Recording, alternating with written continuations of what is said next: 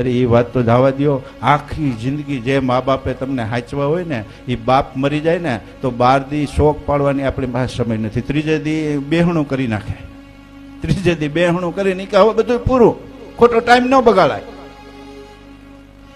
એક જગ્યાએ ગ્રામ સભા હતી અને ગામ લોકોએ મળી અને નક્કી કર્યું કે ભાઈ હવે આપણે ખોટા ખર્ચા ન કરાય, ખોટા પૈસા ન બગાડાય. અત્યારે કોમ્પ્યુટર યુગ છે, હવે આપણે છે ને ક્રિયાઓ કાઢી નાખો, ત્રીજે દી બેસણું કરીને બધું પૂરું કરી નાખવું. બધા ગામના લોકોએ હા બરાબર, બધા ભણેલા એજ્યુકેટેડ, હા બરાબર છે બરાબર છે બરાબર. સમય ખરડો પાસ થઈ ગયો. બાપા ઘેર બેઠા હતા, એ બધું વાત સાંભળી. દીકરો ઘેર આવ્યો એટલે પૂછ્યું, બેટા હું? તો કે ગામ લોકોએ આવું નક્કી કર્યું, સર્વાનુમતે નક્કી થયું કે દાડો કાઢી નાખવો, આ 12 દી સુધી શોક પાડવો, ભજન રાખવાનું, આ બધું કાઢી નાખવું, ત્રીજે દી બેસણું કરી નાખવું. તો કે હવે તમારે માટે બાપ એ તો બળદ જેવો થઈ ગયો ને, આપણો બળદિયો મરી જાય એટલે નાખી આવીએ, પછી એનું કાંઈ હોય નહીં. એટલે બાપ એ બળદ જેવા ન કરી નાખો, જેની આખી જિંદગી ખર્ચી, પોતાના શરીરને નીચોવી અને તમને પૈપાન કરાવ્યું હોય, આખી જિંદગી મહેનત કરી કરીને મારા છોકરા સુખી થાય એના માટે આખી જિંદગી કાઢી નાખી હોય, એને માટે આપણી પાસે 12 દીનો ટાઈમ નથી. આપણા લૌકિક રિવાજો આપણે કાઢી નાખ્યા. એની પાછળ આધ્યાત્મિક સાયન્સો છે, આપણા શાસ્ત્રોને તપાસો. આ જીવ છે ને, આ નર્કના ને આપણું ગરુડ પુરાણ તમે બેહાડો ને એમાં સાંભળજો, એમાં લખેલું છે આ જીવ 12 દિવસ સુધી આ સાંસારિક માયામાં બંધાયેલો હોય છે. એટલે તમારા કુટુંબ ઉપર, તમારે ઉપર ચક્કર ચક્કર આટા મારે છે સૂક્ષ્મ દેહ. એટલે 12 દિવસ સુધી ભજન ભાવ કરવાનું કીધું. એટલે એ જીવને 12 દિવસ સુધી તમે ભજન ભાવ કરો ને એટલે વૈરાગ લાગે ને, વૈરાગ લાગે એટલે તમારાથી મોહ છૂટી જાય ને, મોહ છૂટી જાય એટલે એનું કલ્યાણ થઈ જાય.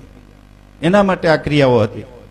હવે આપણે રો કકડ કરી, આ કરી તે કરી, એટલે એ જીવને એમ થાય કે ઓહો આ તો મારા હગા, હવે મારા હાટું કેટલા દુઃખી થાય છે, પણ એ માયામાં બંધાય છે. એટલે સંતોએ કીધું રો કકડ નહીં કરવાની, ગરુડ પુરાણ વંચાવો, રાત્રે ભજન ભાવ કરો, ભજનની વાણીમાંથી એને જ્ઞાન થાય, જ્ઞાન થાય એટલે મોહ છૂટી જાય, મોહ છૂટી જાય એટલે એની ગતિ થઈ જાય, ગતિ થઈ જાય ને પછી કોઈ દી પિતૃ નડે નહીં.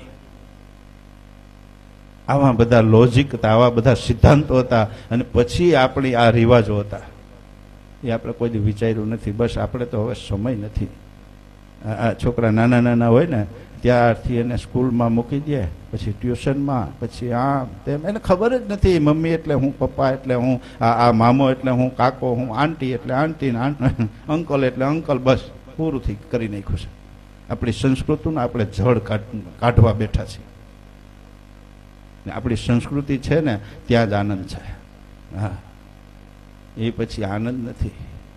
પછી તો આપણે ઢોરની જેમ ગમે ન્યા ગમે એમ કરી લેવું. પશુને કાંઈ હોય, એને કાંઈ ગોત્રય ન હોય, એને કાંઈ રીત રિવાજ ન હોય, કાંઈ ન હોય. ભૂખ લાગે એટલે ખાઈ લે, ગમે ત્યાં રખડી લે, પછી કામ વ્યાપે એટલે ગમે ત્યાં કામે એ બધી વાસનાઓ સંતોષી લે. આવું જીવન થઈ જાય તો પાશ્ચાત્ય સંસ્કૃતિનો આપણે અનુકરણ કરીને આપણા જીવનને આવું બનાવવા માંગીએ છીએ. ને આ કથાઓ આપણે આવું કંઈક શીખવાડે છે કે તમારી સંસ્કૃતિને જાળવી રાખો. કથાઓ એના સિદ્ધાંતો આપણે આ સમજાવે છે. સંતોને આ બહુ પીડા છે, પણ કેને કેવા જવું? જે અમારા નજીકના છે, અમારા જેના ઘરમાં અમારા બેહણા છે, એ જ આ વાતને ન સમજી શકતા હોય તો બીજાની તો ક્યાં રાવું કરવી? એટલે કીધું જોઈ જોઈને રાખ, જોઈ જોઈને રેડીએ રાવું, આ બીબા વિના ન પડે ભાઈ તો. જેને પોતાના કુળનો, પોતાના પરિવારનો, પોતાના વંશજનો ગૌરવ છે ને એ ક્યાંય ભટકે નહીં. હા, ભટકી જાય. એટલે મેં કીધું કે પાર્વતી જેવા, સતી જેવા જે ભગવાન શિવના અર્ધાંગના છે, એ જો આ સત્સંગને ન સમજી શકતા હોય ને તો આપણે નહીં સમજી શકીએ. જો જરી કઈ શંકા છે તો નહીં સમજાય. એટલે સંતો અને બ્રાહ્મણો વારે વારે કે સાવધાન. લગ્ન તમે કરતા હોય ને એટલે આ બ્રાહ્મણો રાડ્યું નાખે, સમય વર્તો સાવધાન, સમય વર્તો સાવધાન. વરાજા આમ થાય, પાછા ટાઈટ થઈ ગયા, હમણાં કન્યા આવશે.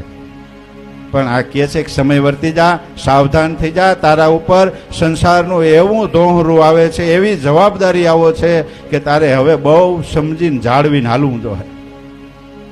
પણ માતા પિતા હોય હવે આ ટિકિટો બુક કરાવી દે પિકનિકની, અને છોકરાઓને એ જ જોઈએ છે, એમાં અમે રાયડું નાખી એનું કંઈ ઉપજે નહીં.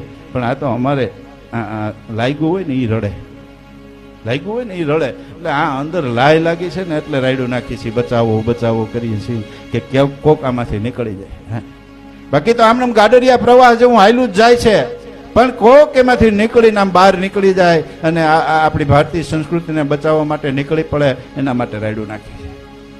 બાકી એ સંસ્કૃતિની નીચે એકવાર જીવી જો. હવે વિદેશો વાળા આપણા શાસ્ત્રોમાંથી સંશોધનો કરે છે, આપણા વેદોમાંથી સંશોધનો કરે છે, ને આપણે એમ કઈ સંસ્કૃત ભાષા નકામી, આપણે એમ કઈ આપણી સંસ્કૃતિ નકામી છે, આપણા વડીલો છે એ મૂર્ખા હતા એટલે બધું આવું ટાઈમ બગાડવાનું બધું ગોઠવી ગયા. આપણે આપણું નથી ગમતું ને હાવ સમાજની વ્યવહારિક વાત છે, સમજા જેવી વાત છે. પોતાની થાળીમાં પોતાને નથી ભાવતું, બીજાની થાળીનું જ સારું લાગે છે. હા, આપણે બીજાની થાળીનું સારું લાગે છે, બીજાનું જોઈને જ આપણને સારું લાગે છે.